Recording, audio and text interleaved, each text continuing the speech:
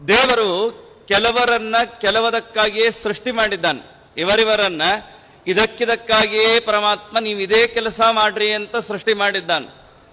ಅದನ್ನ ಮಾಡ್ಬೇಕು ಅಂದಾಗ ತಾನೇ ಈ ಜನ್ಮ ಸಾರ್ಥಕ. ಬ್ರಾಹ್ಮಣಸ್ಯ ಚ ದೇಹೋಯಂ ಕ್ಷುದ್ರಕಾಮಾಯ ನೇಷ್ಯತೆ ಅಂತ ಮಾತು ಕೇಳ್ತೇವೆ ನಾವು.